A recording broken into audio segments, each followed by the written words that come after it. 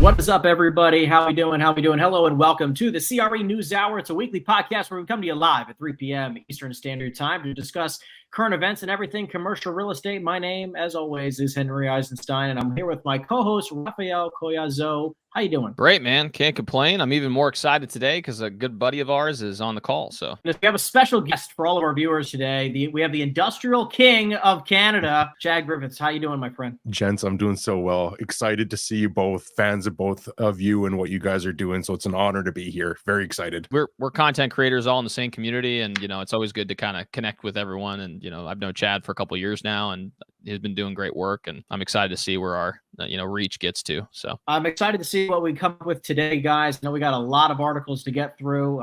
Let's see if we can try to run through all of them. Rafael, let's kick it off. Where do you want to start off? Well, first off, it wouldn't be a podcast without discussing the Federal Reserve and what they're trying to send their policies. But essentially, they met, I believe it was the March 18th and 19th, to discuss what they were going to do regarding the federal funds target rate. As somewhat expected, they did not. They decided to keep the target rate steady.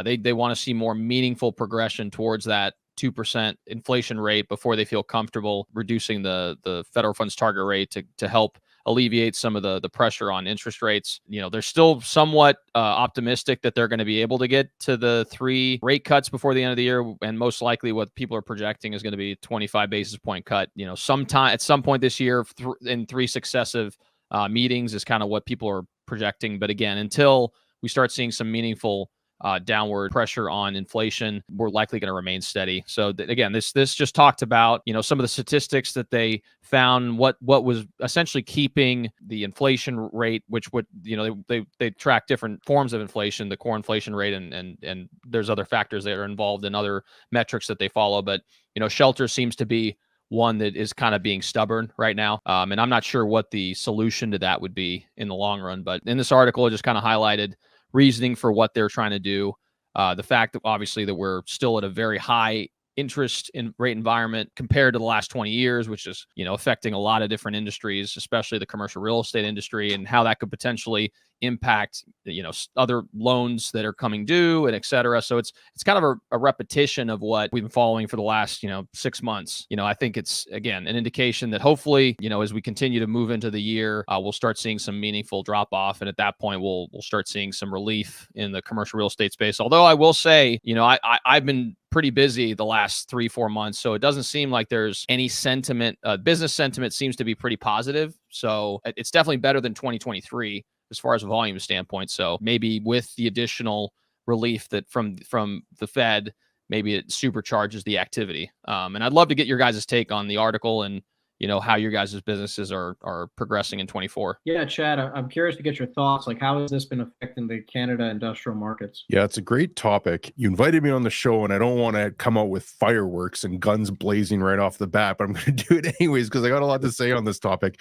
So not even just Canada, but I follow the U.S. industrial market quite closely as well, because headwinds and tailwinds and all the real estate cliches all flow back and forth between Canada and the U.S. Whatever happens in the U.S. happens in Canada. I think from a monetary and fiscal policy perspective, Jay Powell has no idea what's going to happen tomorrow, because he was the guy who said inflation is transitory. Then we should maybe it's going to be a little bit longer than we thought. Then we should just retire the word inflation or transitory altogether. I don't think Jay Powell has any clue what's going to happen here. And the cynical part of me also thinks that the way that we track inflation is manipulated by whoever's designing the model that goes in there. So you can model the basket of goods that goes into CPI numbers, so what you include. So I don't know about you guys, but everything still seems very expensive to me. Travel, gas, food, rent in many different places is still up. So I think that there's a lot of manipulation on the basket of goods. And then there's also a lot of manipulation in the weighting that gets assigned to all those goods. And that leads to numbers that suit their purpose. I think personally, the inflation numbers are much higher than we're being told. And the only reason that we're seeing this pause in interest rates is because we're in an election year. It's going to be a big election year. There's probably some political pressure to try and bring down interest rates, but I don't think inflation is anywhere near under control. So I think that and I would have originally thought that we would see rate cuts this year just because of that political pressure, but I don't think inflation is under control. And if the lever that they're pulling is interest rates, I just don't see those coming down anytime soon. I completely agree. I was going to mention before you started that I think interest rate, I don't even think we'll see a drop this year, kind of like specifically because of the political landscape. I think we'd all agree that we would love to see some drops here, but just based on where things are, I tend to, I really do agree with you that I think that inflation is definitely not under control by any means of the word. I really think that we're kind of just going to be sitting pretty until, I think that the people really in charge say, yeah, it's finally time to start lowering rates. But right now, I don't think we're going to see any of that anytime soon. Maybe, a smidge after the election is over. I would definitely be curious to see. I honestly think we might go zero. I think we might go with 0 rate cuts for 2024, even though they keep saying this because it was like 5, right? Then it was 4. Now it's 3. I think we're going to go 0. I think we're on 0 rate cuts for 2024, and maybe 2025 we might see something depending on which political party ends up winning it. Yeah, I'm still shocked by the numbers on the consumer spending side. I mean, it seems like people are just getting deeper into credit card debt just to kind of survive, and so I wonder when that comes to a head, because at the end of the day, I mean, holding a balance on your credit card, it's essentially usury. I mean, you're having to spend an absorbent amount of money just to pay the interest on it. So at a certain point, I think it's going to come to a head, similar to what you guys are describing. I think inflation is not under control and likely won't be under control until we have a pretty significant issue on the consumer spending side, which doesn't seem to be slowing down, which to me is mind-boggling. But I think the consumerism mentality of a lot of American households is what it is, and not only just consumerism, but just spending to survive. What's crazy too is, and the real estate entrepreneur in me, and I've got a lot of debt coming up on different properties in this year and next year. So I definitely would like to see lower interest rates, but having some, even where interest rates are today, isn't a bad thing to reward savers, right? If you were a saver 2 years ago, you might get 1% return, where now you can go buy a T-bill, you could put it in a very risk-free investment and get 4 or 5%. We're starting to at least reward savers, and that hasn't been the case in these historically low interest rate environments. So I don't think that's necessarily a bad thing, because consumer spending is crazy, but we should be talking also about consumer savings, and people aren't incentivized to save if interest rates are 1%. You might as well just go and spend. So having some elevated interest rates, well, it goes against what I would personally want with debt maturing. I still think that that's good for people that are savers. Oh yeah, it's an integral part of the economy. I mean, you have to be able to smooth out the spending, and like you said, if we just continued on this track of just absorbent spending when it comes to the interest rates being as low as they were, it's not sustainable. So we have to have a period of time where you have this cooling, and if that means it lasts 2 years or 3 years, then that's what's required. It's just kind of biting the bullet and making it happen. Yeah, and so I wanted to have this article on here because obviously we got Chad, who's like I mentioned, the Industrial King of Canada. I wanted to get your thoughts on this.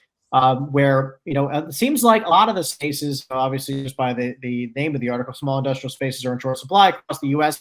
Here's where there are the scarcest. I mean, it was more specifically talking about how the small bay warehouses is where there's a lot of opportunity. And then Raphael, if you stop real fast, it literally says in the where it says here, the 10,000 square foot property sits out Louisville, Kentucky. So I was like, oh, okay, we got Raphael's, we're shouting you out over here. It's actually one of the one of the country's scarcest markets for available small bay industrial space. But it goes on to show that basically small bay industrial space is where it's at. It's got some of the highest demand nationally. You'll see in some, if you scroll down continuously, it'll give you some of the submarkets in which that is the scarcest. And obviously the larger you go, has a lot more absorption. There's a lot more, I guess a lot more space available. So anyway, I'm curious to get your thoughts. Is this the same in Canada? Are you experiencing the same tightness? Or is it, or have they shifted through different things? Yeah, this was written by Adrian, who I talk to quite regularly, actually. And this is what he does, is he just researches industrial markets as part of his job. It's everywhere. There is no market that I'm aware of where small bay industrial is facing upward pressure on vacancy rate. So that's Canada, US. They've also, Adrian's also obviously broken this down into certain markets and said that some are hotter than others. But this small bay industrial, which I'm a huge fan of myself, has been relatively fixed. The inventory's been fixed for 30, 40 years. There's a small amount that gets added every year, but with the cost of new construction, that new building that gets built is that much more expensive to build and therefore that much more expensive to lease. So that old small bay industrial that was vintage 1970s, vintage 1980s, it's still very functional. They still have 20-foot ceilings. They still have good loading. They still have office space in there for a tenant that just wants to lease space and they want a 2,000 or 3,000 square foot bay. They don't necessarily need new space and they certainly don't want to pay the premium to rent it. So this small bay is in very short supply all over North America, and the rates haven't necessarily escalated huge, but they've gone up steadily. And I own some small bay industrial myself. I haven't had a vacancy in 6 years in any of the small bay stuff that I have, other than I had one come up and I leased it. I had 1 month of downtime where I had to do some cosmetic improvements on the space. Aside from that, I haven't had a single vacancy in any of the small bays. And even in my own market, I'd be hard pressed if somebody wanted to lease a space. I'd be hard pressed to find 5 options for them. They might only actually have a single option if they're specific about where they want to be, or they want to be in proximity to a customer or a supplier. It could be even less. So I love this small bay stuff.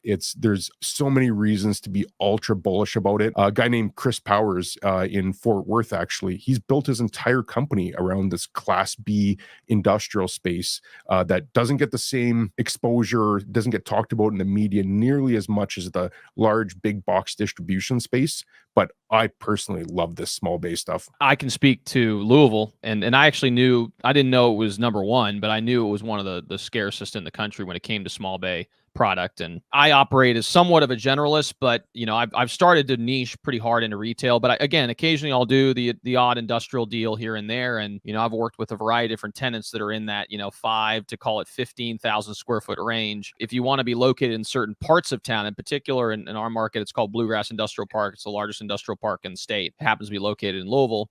I mean, the vacancy rate, I went to a meeting where they talked about it's like an annual meeting where the Jeffersontown is the market it's located in. They have an annual meeting to talk about business results and everything else. And at one point last year, I believe the vacancy rate was hovering at 1% or 1.1%, I think it was. It's unbelievable the amount of demand for this particular location.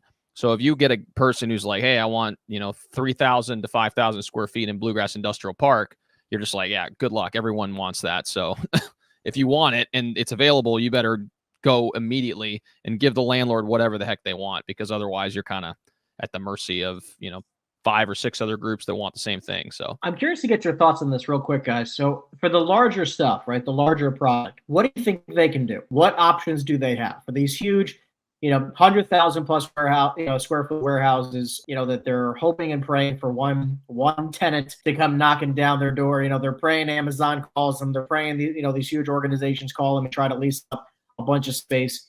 What do you think they should be doing to be a little bit smarter than the rest of the competition? Yeah, that's the $1 million question that a lot of these companies are asking themselves right now. And there's reluctance for them to demise or partition those into smaller spaces, just because the cost of putting up a wall is huge to have it fire rated on both sides. And then you're probably going to have to deal with HVAC issues and additional office space. Like, there's all sorts of additional costs that get baked into it as soon as you start splitting the space up. So what I think a lot of these companies are going to do, and for the most part, these are large companies that own the space, like Prologis, the largest industrial owner in the world. It's a huge company. They own 1.2 billion square feet worth of space. So if they're sitting on a 1 million square foot vacancy, it's really not the end of the world, because they're leasing out everything else that they have. So I think a lot of these big institutional owners will just be patient. It's interesting because with interest rates having gone up, it's caused a lot of developers to hit the pause button on new projects. So the ones that were already underway, those are still going forward because the wheels were already in motion. But a lot of developers hit the pause button on new projects. So if the economy does start coming out of it and we start seeing an uptick in activity, which a lot of people are anticipating 2025, perhaps 2026 at the latest, there could be a potential shortage of these large distribution spaces where the new development pipeline didn't get added to it. So I think what a lot of these large companies will do, they'll just be patient, and they'll just say, this is the cost of doing business. Having some vacancy, will be ready when the market picks up, that will have space ready to go. The challenge is for the groups that don't have that institutional grade backing, and they're perhaps sitting on inventory that they need to lease. They need that money to payroll and expenses and everything that goes with it. I think that those guys just need to be creative.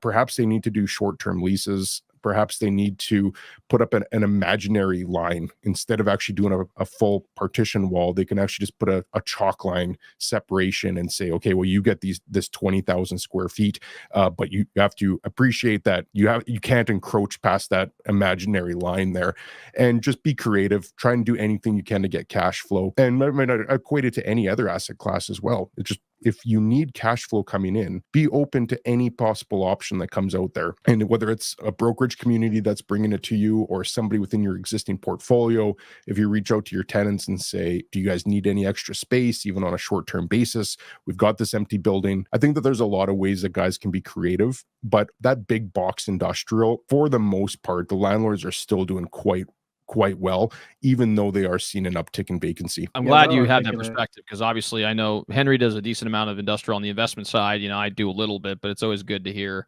feedback from someone whose focal area is strictly industrial. So yeah, and Jersey's a funny state, man. It's got so much available larger products. So I'm definitely curious to see who ends up making to chop it up versus who has staying power. But go ahead into the next article, man. All right. So next up is an article that, I think this is an important topic to discuss pertaining to women essentially in real estate, because it is a topic that people don't talk about as much. I mean, we kind of know it to be true, but the commercial real estate industry, the finance industry, construction, and these other verticals tend to be somewhat more male dominated. And I would say in recent years, in particular with the advent of social media, and there's more and more people kind of showcasing their ability in the space, that it's starting to kind of trend towards having more opportunity for people that don't typically fit the mold of the standard individual. So, but still, it is something to kind of just have conversations about, because I think it's important for the industry long term to ensure that we have a more diverse industry. And so in this particular article, it kind of highlights some of the challenges that women face, in particular early on in their career, because as we're aware, a mentorship is obviously a big piece of the puzzle when it comes to staying power in an industry. And, you know, they talk about a vacuum in middle management where women tend to get in the industry, stick around for a little while, but they don't have women just above them in middle management or upper management that can kind of be their champion to kind of push them forward into higher levels into the organization. And so they kind of highlight some of the reasons why that was the case. They interviewed the president of CREw, that's, I believe, the largest women in commercial real estate organization in the country, to kind of discuss some of the things that are being discussed. Along with that, you know, it kind of highlights different ways that they could potentially bridge the gap. You know, obviously it's kind of a running joke in the space that, you know, obviously golf's a big thing. A lot of other activities that are typically performed by men, like shooting, etc., tend to be activities that men like to do, but on average, you know, the women don't necessarily enjoy doing these types of things. And so finding ways to include other people that maybe don't have the same level of interest in certain activities, but still have a very strong interest in advancing in the commercial real estate space and ultimately becoming an executive and high leadership within the space is obviously important. And so, you know, just being cognizant of that and trying to foster creativity and ingenuity and giving opportunities to people that, you know, typically aren't in the space. So it just kind of highlighted this in the article. I thought it'd be an important topic to discuss because, again, it's one that probably doesn't get as much attention as it needs to. And I will say that because of the advent of social media and more people showcasing what they can do from different backgrounds, colors, and creeds operating in the space, I think it is changing for the better. But again, it's just something that, you know, I'd like to get your guys' take on. Yeah, I can jump in on this. So I've got a woman on my team who's arguably one of the best brokers I've ever worked with. And then I've got a number of friends that are women in this industry. And I think they bring something to the table that a lot of men don't have. And that's they can empathize with their tenants better. They're better listeners. They care. Generally, that's a big generalization, but they tend to care a lot more about the outcome and making sure that it's beneficial for everybody, whereas a lot of guy brokers just try to steamroll ahead and try and get everything done, and they want to move on to the next one. Again, big generalization, but that's just one of the things that I've noticed. And the women brokers that I know are exceptional at what they do. They're really good brokers. So I could never pretend to say that I understand the challenges that they're going through, because I had different challenges when I started, and there's differences between being a man and a woman. What I would say though is, as just a general topic, is that I think a lot of the women that do quit in this business just quit too early. They might get something waved in front of them, like it might be a leasing job or a property management job, where they go from being in straight commission, where they might not have been making very much money, to now having a steady salary. And these types of agents, men and women alike, get picked off all the time. Once you have 2 or 3 years in this business, there's all sorts of owners and developers and property managers that need help. And if you already have 3 years of industry experience, you can get a decent salary waved in front of you pretty easily. So I think it's everybody. Agents that quit just quit too early. And it's the running cliche that we've probably all told other people, is that you don't make any money in your first 3 to 5 years. It's an absolute grind. You get kicked in the teeth all the time. And really, it's the people that have some element of luck. You need luck in this business. We've I'm sure all been on the receiving end of some good luck and some bad luck, but you need some luck. You need some good timing. You need that stick-to-itiveness, and you need to have that real long-term stand perspective. And there's tons of guys that drop out too early as well. I don't think that that's just a woman issue. I think it's just people can't see the light at the end of the tunnel, because it might just look so dim, where if they stuck with it and kept going down that metaphorical railroad track, you might see that light a little clearer every day. But that's what I've just noticed, is that it's, and again, not saying that I understand what women have to deal with, because there obviously is other things, but I've just noticed men and women alike tend to quit this business too early. Yeah, and I'm curious to know a few things before I dive into the other aspects of this article, which is the individuals who left, or the 27% of women who left the field in the last couple of years since 2020. I'm curious to what role or position they held at these companies when they left. I was curious, I'm curious if that was more specific, if they were sales related versus administrative related. Just bluntly curious here, just to get that, because like you had alluded to, Chad, like a lot of people fail out of this industry. A lot of people, right? Like, and maybe they're just, I don't want to just say that they're highlighting specifically, women in this instance, because I think that a lot of people, like you had mentioned, the first few years suck.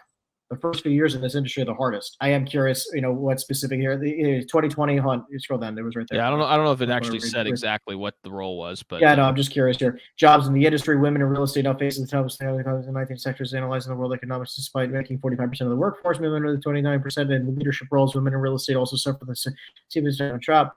Meaning representation declines at every step of the career staircase, entry level to management, C-suite. It doesn't really explain. So I would be very, very curious to understand. Actually, it even says here, departure in the increasingly common story for an industry struggling with the crisis level retention problems, especially among women in early and middle ranks. Okay, early and middle ranks in 2020. So again, I'm going to assume in this article that they're stating that majority of these women, right, were in sales careers. So like in their first 3 years, it sucks. But the one thing I want to say, like, number one, I hate golf.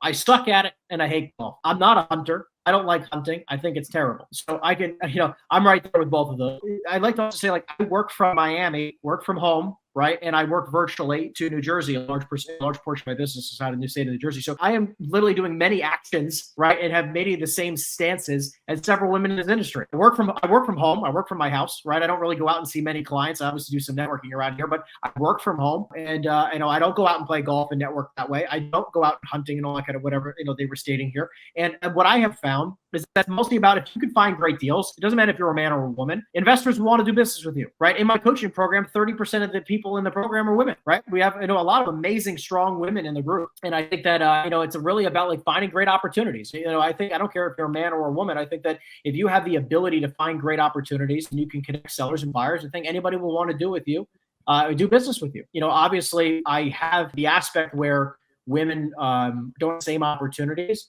Sucks, right? Because there's a lot of people who are very old school, been doing things for a very, very long time. I think it's a a very bullshit way of doing it. Like, I think this entire industry is, run by dinosaurs, right? Just to be honest with you, right? As a 29-year-old, I'm going to speak freely for a second. I think that this industry is run by absolute dinosaurs, and it has been done the same way for the last number of decades. And it's time that things be changed a smidge, and this being one of them. Right. So I'm a fan favorite. Obviously women should have the same opportunities of doing the same thing if you're going to work just as hard. Yeah. And I think seeing it being done, and that's where I think the social media piece is so important, is that you see it being done at a high level by people who are showcasing it on these different mediums. And so if someone who didn't have any background in commercial real estate and didn't really understand anything about it, if I all of a sudden start following someone on social and they are doing some cool stuff and they're educating and you can kind of relate to them in some way, it kind of gives you an added thing saying, you know what, maybe it's a good opportunity for me. Maybe I'm going to be able to pursue it. And even though you may not have a direct mentor, which again, you're lucky to get a mentor in this business. A lot of times it's like, you eat what you kill, you get out there and figure it out. Your mentor can be someone that you just follow on social media. And it just so happens that they give you inspiration, they give you insights, and then you use your God-given talents to go pursue what you want, right? Because like you said, sales isn't for everyone. But if you have that dogged mentality, if you have that never give up attitude, you're going to make it. It's just going to take you some time. But yeah, and I also am very familiar with a number of women on the residential side who are just killers, right? They're just absolutely crush it. So, as much as the commercial world is run, quote unquote, run by a boys club, I think the residential world is run by women. All right. So next up is global head of real estate at Canada's largest pension fund to step down. Yeah. So Chad, I don't know if you saw this article. Curious to get your thoughts. And this is also just interesting to see who's going to be taking their place. I can't remember who that was taking their place, but a lot of these large pension funds, obviously have been around for a number of years, and there's obviously going through some transitions in regards to who's actually running the show. But the one thing I did find was interesting about this article, which is really the big reason why I wanted to bring this up, was the returns on their investments are obviously much lower than I just would have thought. I thought they were very, very interesting. Like if you stop, we're exactly where we are right now. In the very dead center, it says, in February, the CPPIB reported a 3.4% return for the quarter that ended December 31st. Over the last decade, the fund has returned a 9.3% annualized return. I'm not saying 9.3 is bad, but if you actually scroll down lower, which is where I thought it was more interesting, it actually shows that I think the last quarter, keep going. Okay, yeah. Ontario teachers report negative 6. There you go. The CDPQ reported a negative 6.2% return on its real estate investments in 2023. Down below, it says Ontario teachers reported its real estate returns were down 5.9% last year. In the healthcare of Ontario professionals, returns dropped 6.5% last year, even as an overall returns climbed to 9.38. So I'm just curious, what is going on, with a lot of these funds? Like, are they getting stuck with their hands in the cookie jar with some of these loans to be redone, or what's going on? I suspect it's a combination of all of that. Yeah, it's no different than my portfolio. I had to renew a mortgage last year, and it wiped out a considerable portion of my cash flow just by having to take the debt from 3% to, I think that one we ended up renewing just below 7. I mean, you can't take the debt that high and then not see a dramatic change and impact on your cash flow. So I think it probably was that. I suspect, and I don't know this, what they have in their portfolio, but I suspect they have a lot of exposure to office, because that's what a lot of these old funds tended to focus on, was big trophy assets like shopping malls and office towers. And that office market just got absolutely crushed. So if they had to write down any of that debt, or if they decided they wanted to exit some of those positions, there could have been considerable losses there. Like the office market in itself is just, I think it's much worse than anybody is letting on. I think it's really, really bad, especially in the downtown cores. So if they had a big exposure to the office market, they probably saw a lot of pressure on lease renewals, downward pressure on lease rates, probably a lot more vacancy. And then you also add in higher debt costs. I mean, that's a recipe for disaster. So the fact that it was down that amount, and again, I'm not familiar with what's inside their portfolio, but based on what I know about a lot of these pension funds, that's what they had historically focused on. It's pain in the forecast. And I think we'll see more of that. I think we'll start seeing that in the real estate investment trust space, more pension funds, more institutional money, anybody that had heavy exposure to the office asset class. As this product gets repriced going forward, it's going to be ugly. I just don't see like I don't see an encouraging spot where this gets better in the near future. Well, and with these pension funds too, they're not fully exposed to just real estate. They have, they're diversified amongst a variety of different assets. So, I'm assuming in a situation where the real estate portfolio is underperforming, if they're exposed to bonds and they're exposed to other different investments, it's going to kind of normalize at some point. But, you're right. I think in these particular situations with these large pension funds, they kind of typically go for these trophy assets, and a lot historically it's been office product and major metros, and that's been crippling.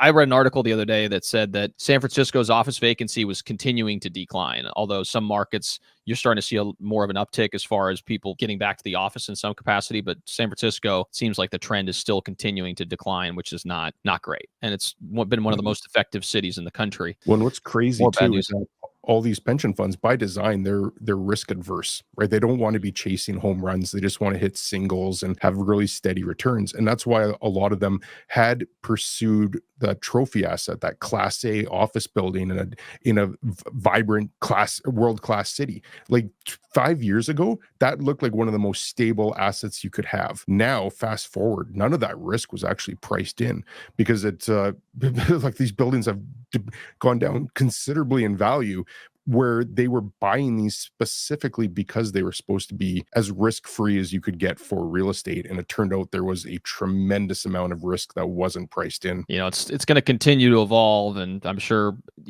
in the coming weeks and months, as we continue to have these articles, we're probably going to see similar types of headlines regarding that. So, all right. So next article is finding new investment value in industrial outdoor storage. So I'm excited to get your take on this, Chad. But for those of you guys who are unfamiliar with industrial outside storage, so when we typically describe that, and some manufacturing companies utilize outside storage for their operations, so they'll have an open field or space that they can store materials. But a lot of what we're seeing in our market in particular is truck parking. So with the advent of the internet and the demand that we have for products being delivered immediately, the demand for trucking across the country has increased substantially. And so it kind of talks about the dilemma that a lot of people face in major cities regarding parking for trucks. And so it looks like here that spaces multiply well beyond the 2019's truck to parking ratio, when there was 900 light duty trucks registered per commercial parking spot. So that's an unbelievable vacuum in actual, what's available for trucks to be able to actually park. So it says this congestion has led to a record $95 billion in financial losses, an uptick in demand for industrial, and obviously an uptick in demand for industrial outdoor facilities. In the Northeast, 8 of the 10 most impacted states are in those areas, probably because the land area is just not there. So you really don't have the opportunity to be able to do that. Also, restrictive zoning is causing a lot of issues with, having more available outside storage. A lot of municipalities don't want to see those types of uses in their city, because having a multifamily use or a retail use from a tax-based standpoint is more beneficial for the city. Plus, it's a little bit more sexy, and for these types of projects, a lot of people don't want to be living or locating next to truck parking, although it is very highly sought after. So, that just kind of describes some of the opportunities and ways that people can modify or leverage their property to be able to fill this demand, because again, it is a significant demand.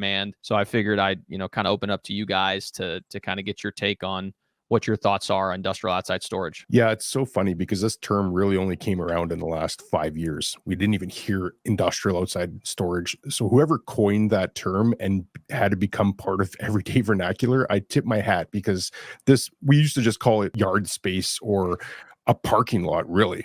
So whoever came up with this industrial outdoor storage was ahead of their time.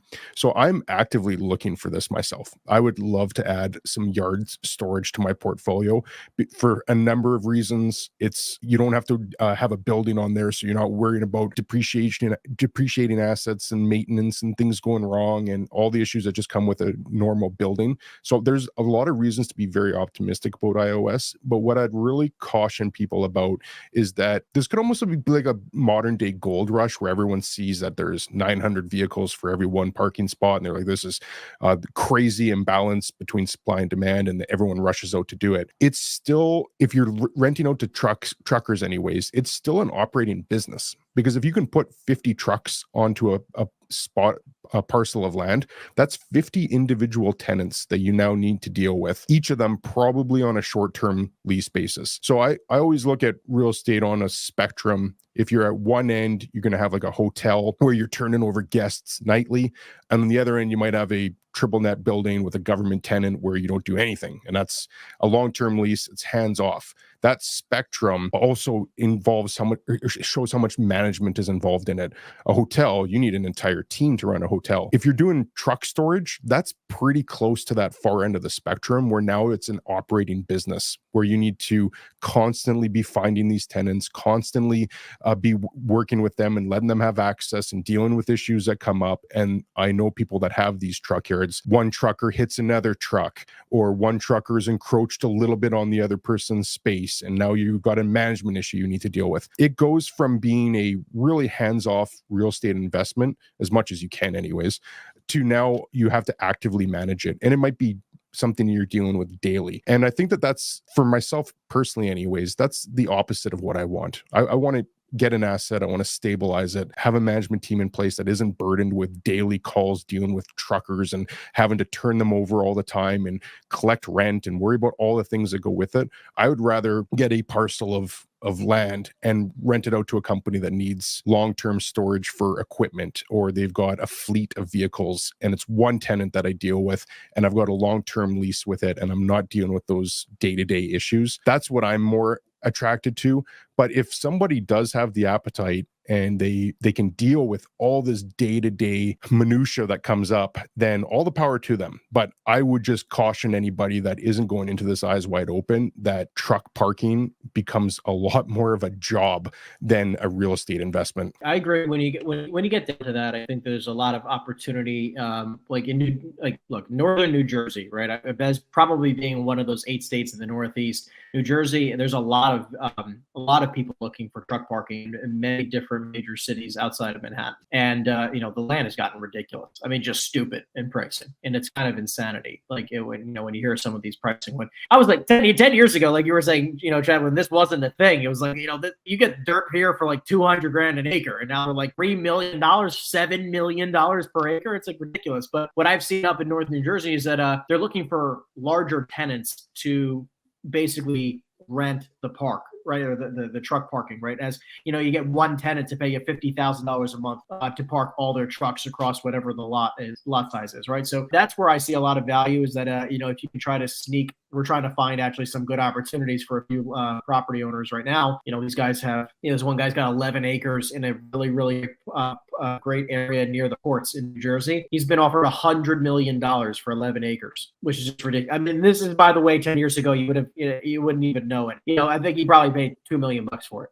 And, but just not right place, right time kind of thing. It kind of was, seeing things before his time, and just a huge opportunity. And if you can try to snag some decent land in the right areas and you get the right type of tenancy, people who try to do truck by truck by truck by truck, I think it is just not my cup of tea by any means. No. And I relatively recently, in the last 2 years, we looked at a property that there was a gentleman who operated his business on site, had additional land that he gravelled out, and then he leased it out to Shamrock, like the milk company, or I don't know if you're familiar with Shamrock, but he rented it out to them, and they had, I think, 30 or 40 trucks. The leprechauns, that's all I can think. Yeah, they had the 4-leaf clover and everything. Yeah. So he rented out to them, and he had his building and business that he was operating, and then he had additional income coming in from these people because he had extra acreage and he wasn't using it. So could be a novel idea to be able to kind of capitalize on. And again, I work a lot with business owners, and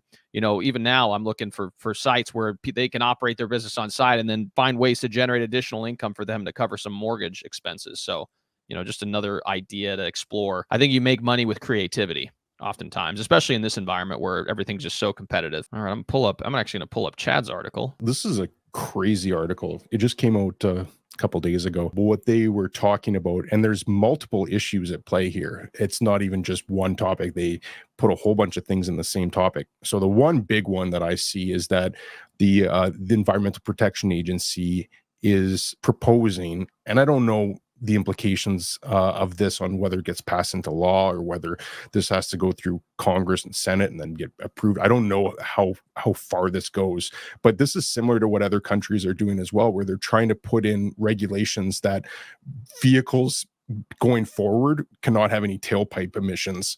So there's, in the article here, it says that the EPA wants to have the majority of vehicles by 2032, which is 8 years. It's not even that long of a time. The majority of vehicles by 2032 to only be hybrid or EV. That has crazy implications. My wife and I have 3 vehicles total. All 3 of them are internal combustion engines. And to think that those aren't even going to be allowed to be made in 8 years is a crazy thought. But the implications of this, and we've already seen it over the last 5 to 10 years now, is this massive run up in EV space.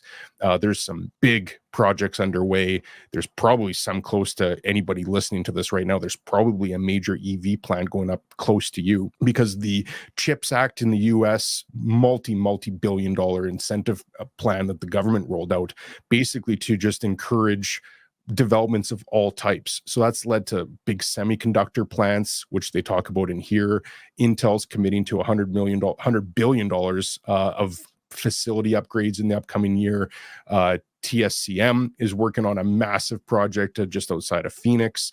Like the amount of money that's going into EVs, battery tech, and semiconductors is mind-boggling. So it kind of all follows a part of what the onshoring and reshoring trend that we've seen recently as well, where just a lot of manufacturing is being attracted and incentivized to come back to North America. So I'm anticipating that the manufacturing space is going to have a boom over the next decade, unlike anything we've seen before, just because of the amount of money that goes into these major projects will also require a whole string domino effect of other companies that will be required to maintain all of this stuff. So a big $40 billion factory goes up. Well, now you need someone to maintain all the HVAC units. You need someone to maintain all the electrical components, the plumbing components, everything that would just go with that building. It requires so much more industry as a result of it. So I'm thinking that we're going to see on top of what's already been there, just a big manufacturing boom over the next decade. I have a lot to say, but I'll be fast about it, which is in the newest book, Tony Robbins talks about, Tony Robbins' new book, like the alternative investment book. It's like the holy grail of investing. He talks about specifically where the idea with the EPA and the freaking government and so many of these different organizations are talking about how we need to be clean energy and we're transitioning over to EVs in this period of time. Like, people don't even realize that, the amount of mining that has to occur all like globally, even make a battery. It's like I think the number was like 500,000 pounds of dirt has to be displaced per battery, per 1,000-pound battery. And it's like the amount of machinery, or manufacturing or mining or like all this type of stuff that occurs, like the amount of pollution that comes from even trying to get to EVs. It's like these people have no freaking idea. Like, they're not doing the right math. They're not even focused on the right metrics. Like, we appreciate that you want to have clean energy. I think everyone can agree we want to be moving towards clean energy. But to just say these stupid, ridiculous statements that all cars have to be EVs by 2032 or we can't have combustion engine cars but anytime after, like, it's just complete idiocy, right? It makes absolutely no sense. And it's like, we can't ever get there, right? Like, and in the book, it even talks about how we've used more coal, we've used more gas, we've used more oil, we used more electricity, we've used all of that, right, for energy purposes. Every year since, like, forever, we've only gone more in every aspect. Again, more coal, more oil, more all of it. And even we're in 2024. We're using more coal, more oil today than we were 10 years ago. And we're trying to get cleaner to EVs and cleaner energy. Wind and solar is only 3 or 4% of the entire global market in regards to energy. So it's like, it is complete idiocy for them to think that we're going to be able to get there when we are. We all like the idea. I think this is just bullshit headlines, to be honest with you, that they're trying to be greener. I agree 100% that I think we're going to see a major boom in the manufacturing and grabbing all the jobs and then bringing them back to the good US of A and bringing them back to, to North America. I think we're going to see that for quite some time to come, but I just think it's funny when they keep trying to say like, oh, we are demanding that there will be no more combustion engine car. Man, I'm going to drive my damn Ferrari anytime I want and will not be will not be electric. I can tell you that. It's such a good point, man. And I am with you. I've said so many times now that EV technology and solar technology is not green. It might be a little bit cleaner. There's probably an argument there that once you actually check out the math and you give out a long enough time horizon that if you run it for 20 years, then maybe there's a break-even point. But they always fail to include all the, like you mentioned, the mining up front. You have to get the lithium. There's lithium's in third world countries where they have slave labor and child labor. That's literally talking about Africa. That's what I was talking about. Yeah, and all just the industrialization that's required to get the minerals and the raw materials and get everything, and then you have to transport it, and then you have to manufacture it. But that's a carbon intensive process in itself, which they're trying to eradicate. All the carbon that's required to get that solar panel or that battery to where it is, then you have the useful life of that battery, and then it just becomes toxic industrial waste. And they don't talk about any of that. They don't talk about the bookends of clean energy. They just talk about, well, this is clean energy. We're using the sun's energy to generate electricity through solar. Maybe, but all the stuff beforehand, all the stuff in the middle, at the end, and then all the maintenance, all the requirements on it, and then does it actually even last that long? I'm with you. I'm very skeptical on it as well. Where do you think the energy comes from that so if you plug in a light right now, what do you think is actually generating the energy on a grand scale? Like Henry was saying, a very small percentage of energy on the grid is produced by renewable means.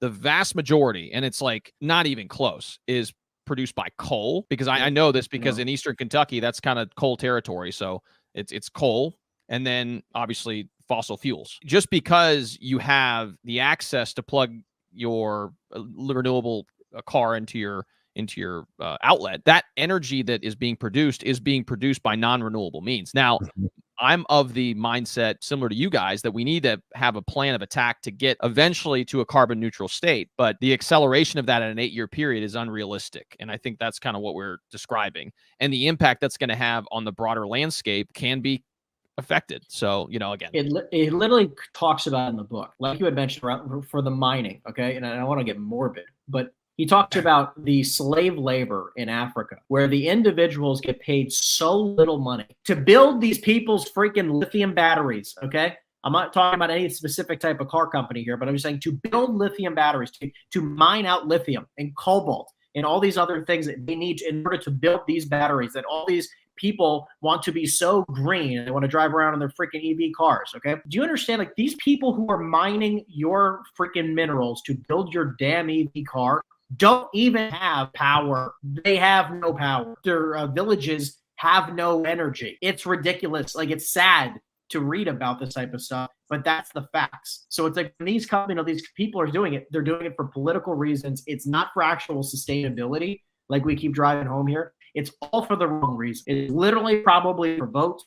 It's for BS, for people to, be elected, all that kind of crap. It has absolutely nothing to do with the reality of what is actually good for the world. That's a mic drop moment right there. I'm going to have to read that book by Tony Robbins. I've read a lot of his other ones, but I haven't read that one. So all about alternative investments, which we were talking about beforehand, but just a fantastic read. We're going to have all the greenies coming after us and sending us hate. I know. Please, and I think it's fair to say we all agree that we need to eventually get to carbon neutral. It's just the means by which we get there needs to be thought through, because I think it's not realistic what we're trying to propose. So absolutely, we should all be somewhat agnostic on where energy comes from, right? Like, it doesn't really matter. You're not harnessing that energy yourself and storing it for later. You just need your light bulb to turn on, or you need your computer to turn on, you need your car to go.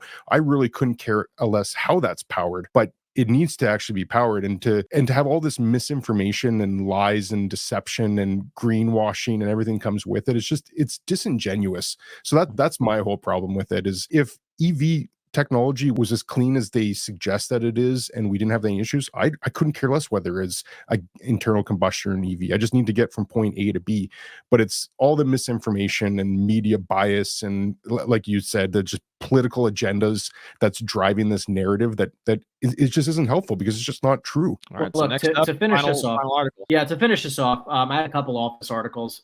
So you got this one here, which is, this is talking about, if you scroll down real fast, so this is a very interesting thing. I'm very curious to get your both of your opinions. Okay, right here, just stay right here. Perfect. So this is talking about how this individual who wrote the article, which honestly I don't know their name, I'm sorry, but I'm going to say that this points out is that, do we believe, because retail and office have been pretty much in tandem for most of the previous recessions. You can see here the green being retail, yellow being office, that for the most part, over the last, since 2008, okay, so this goes back to 2008, we have been in tandem for the most part, office and retail, up until right before the pandemic. And then obviously pandemic made things basically everything's equal. And now retail's bounced back for a lot of the, in a lot of different ways. Okay. Like, don't get me wrong. We can argue shopping malls and shopping centers that, the huge multi-100,000 square feet, spaces are possibly getting hurt. And at the same time, I'm curious to get your thoughts. Do you think there is any light at the end of the tunnel for office, or are we done so? Are we heading towards demolishing every office building nationally and just changing the way we've always been doing things? What do you think's going to happen? I'm curious. Yeah, I'll jump in first. Raphael, you can add in anything else after. I think retail, it was kind of similar to the industrial side, where we were pausing all these big box developments right now. So we might run into an issue where there's a supply imbalance in a couple of years. I think that's what's happened in retail, where the e-commerce started taking so much market share. A lot of retail developers tapped the brakes and just said, well, we're not going to add inventory in a market that's declining. So I think retail went through a period where they were just underdeveloping. And you're right on the mall side. I don't know what happens on that mall side, but myself personally and my family, you still go to shopping centers, right? Whether it's a strip mall or just a neighborhood community center, because you want to get groceries. There's still something about being in a grocery store and seeing it versus just having it delivered to your door. If you're getting haircuts or seeing a dentist or whatever it is, there's still a healthy appetite for retail centers. So I think that's a great space. I'd actually consider investing in a retail strip center like that right now, just because it looks to be in balance, that there's still a healthy amount of demand. I don't know about the big box retailers, that I don't know, but I call it a retail strip center with 2,000 square foot tenants in there, and you've got a diverse tenant mix. That'd be something I'd be interested in. Probably as an LP. I don't think I'd want to spearhead that myself, but I can see the appeal on that. On office, I don't see a light at the end of the tunnel on this. I don't. We're 4 years now since we were going through this fiasco in early 2020, and people still aren't going back to the office. There's no reason right now that anybody cannot go back to the office. Like, we actually had restrictions 4 years ago. Everything's back open. The world's back open. And there's still a large percentage of the workforce that does not want to go back. And part of it is that technology's enabled them to do a good portion of their work from home. I think an argument could be made that they may or may not be as efficient, and their team culture and office morale and all that's a separate argument. But a good portion of their work can be done from home now, and they got used to it, and the technology is enabling them to do it, and they just don't want to go back. And I've said this before too. If your job before the pandemic was driving 45 minutes to an hour in rush hour, going into a parkade, going up an elevator, going to sit in a dark cubicle where you didn't, especially the introverted people, where they don't even want to talk to people. They just put headphones on and they don't want to talk to people. And you're in this stuffy environment, and then you have to do it all in reverse, and you get home. Or you can just work from home. You don't have to do 2 hours of commuting and stressful traffic. You don't have to do any of the things that are requirements in the office. Well, of course, that person's going to want to work from home. What's the appeal to have them come back? And I think that's a trend now. Like, we can safely say that there's a large portion of the workforce that does not want to go back. Most real estate markets are very sensitive to even small changes in demand. Like, if the demand changed by like 3 or 4%, that could have catastrophic impact on the other side of that lever. We're now facing a scenario where a lot of cities, 50% of the people aren't even going back to the office. This is well after the pandemic. So I don't think we're anywhere close to seeing how bad this can get. I could be way off. My crystal ball is as murky as anyone's, but I just think that people do not want to come back. Companies are going to allow a lot of people to continue working from home once more and more companies start rolling over their leases. But that's the other thing as well, is a lot of these companies are on 5 to 10 year leases. If they signed a lease in 2019, that lease is now coming up if they signed a 10-year lease, that's not going to come up until 2030. So we can still see another 5 to 6 years before this really unfolds. And my personal thought is that a lot of these non-Class A new office buildings, which are still doing fine, Class B, Class C, especially in a downtown core, I think they're going to get crushed. That's kind of a sentiment for a lot of people in the office market. On the retail side, obviously, I think what's the evolution of retail over the last, call it 5 to 10 years, and even before that, is the shrinking of a footprint. But again, retailers are still very active. People are getting out on a day-to-day to actually go to these different places. You know, I work a lot with different franchises on the retail side, and they're as hungry as ever to find space. So I don't think that the demand has ever really waned. It's just what is the evolution of retail, similar to what has happened in the industrial market, and it's going to have to happen in the office market. Although in the office market, it's going to be much more pronounced and probably more painful than we've seen. You know, as far as gradual progression. So you know, again, I think that's kind of the way that it's going to be, and it is what it is. You know, I don't think that there will be ever anywhere near, like, it's like funny when people are even saying like they're developing properties for mixed use. Like I've been talking to people and they're like, oh, well, you know, I'm building a mixed use building with retail and then office above. Like, I don't know why you have any interest in doing so. It actually blows my mind. And I think that there's going to be a lot of conversions coming up again, obviously, which is difficult because office is also one of the most complex conversions of any type of asset class. You know, a multi-story office building, you know, Class A, beautiful, whatever. It's very difficult to freaking convert it into anything useful other than maybe a data center that goes straight up, but it's just completely, you know, it's a pain in the butt to do it. You know, it's like ceilings aren't high enough to do much. Like, even if you're going to do self-storage, it's just like you're going to be spending almost the equal cost to rebuilding a building to convert it. So it's like everyone keeps talking about conversions. I don't see it as it being anywhere near what that's going to be. I think that townships are really going to have to get involved, you know, setting up pilots, setting up, you know, opportunities for people to, you know, really want to develop or redevelop these types of buildings instead of just having a majorly vacant building all over the place, because that's exactly what's occurring right now. So I'm with you guys. I think death to office. You know, I'll be the first one to say it, death to office here. It's coming soon, and we can all see the writing on the wall. So, well, listen, other than that, guys, I think this was one of the best shows we've had in a long time. Thank you for being on, Chad. This was fantastic. Love to have you on again. This was a lot of fun to have you. Other than that, guys, we appreciate you guys tuning in. Thank you as always. And other than that, we'll see you guys next Wednesday. We appreciate it very much. Thanks for having me on again, guys. Loved it. Great time. you guys.